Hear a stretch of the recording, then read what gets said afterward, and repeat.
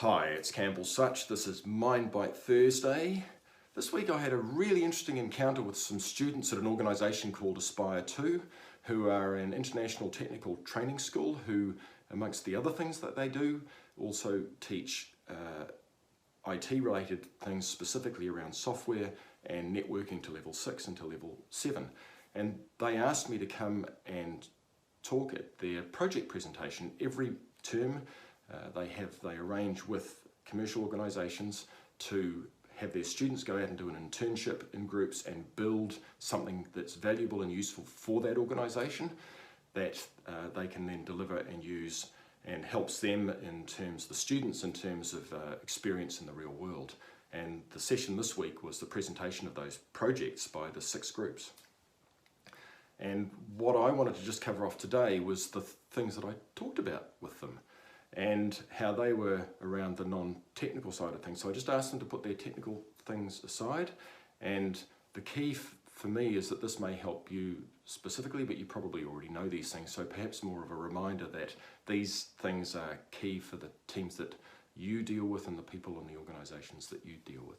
So the first thing was ask questions. Questions are such powerful things for getting to clarifying communication, understanding what someone really thinks and means and wants, and especially when you're dealing with software and looking for requirements or anything else where you want to understand what the other person truly means, questions will help you understand that.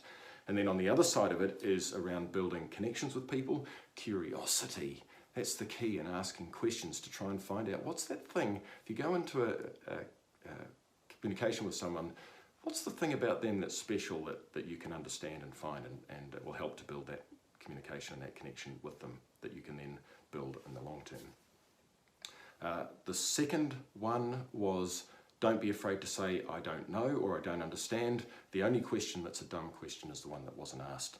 Critical to be open to do that. Really hard for most of us because we don't want to appear stupid, but that's a key thing and will help a lot. Third one is take notes. So when you're learning, when you're finding out new things, take copious notes and then review them every day ideally, and it will help massively increase the amount of retention and usefulness of those notes. The fourth one was feedback. So most of us, when we take feedback, it's easy to step back, see it as a criticism, and we miss out on the real benefit. If you take the opposite approach, which is to lean into the criticism or the feedback which you may perceive as criticism, then there's a potential to learn a whole lot from it. I had a direct report of mine years ago who came out of technical school. He showed a lot of promise, but when he started, he wasn't taking notes. He was asking the same question over and over again, and everyone was getting frustrated. Some robust conversations I had with him meant that things improved, and the thing that I really admired about him was that every time we had one of those conversations, rather than the bottom lip dropping to the ground and arms folded and stepping back, he stepped into it, saw it as an opportunity to learn and to better himself, and he went boom, boom, boom, just got better and better. It was amazing. And then the last one is to take ownership, which is make sure that when you're given something that you own it, that you communicate effectively around it, that you don't wait to be prompted all the time. Feed problems back up the line, feed status back up the line, and get known as the person who, when you get given something, delivers it, and you can be left to go and do that. So they were the sort of the more tactical things, and then there's the three big pillars for me, which is around soft skills. So Carnegie Mellon Foundation and Stanford University did research years ago that showed that only 25% to 30% of your long-term success is related to your technical skills. So make sure you've got technical skills absolutely nailed, but then the other 2/3 to 3/4 is all around the soft skills and the people skills, how you interact with people and how you manage yourself. So managing yourself around decision making, prioritization, planning, that kind of thing, creativity.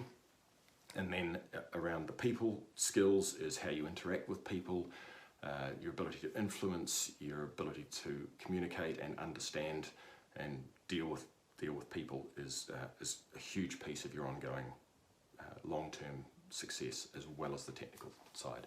The second one was lifelong learning. The world that we're in is just doing exponential growth. And the skills that we've got today aren't necessarily going to be the skills that will help us tomorrow. The success we've had today won't necessarily be the success we get tomorrow.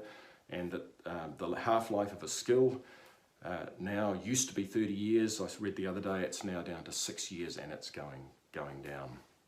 So be a lifelong learner. That's for all of us.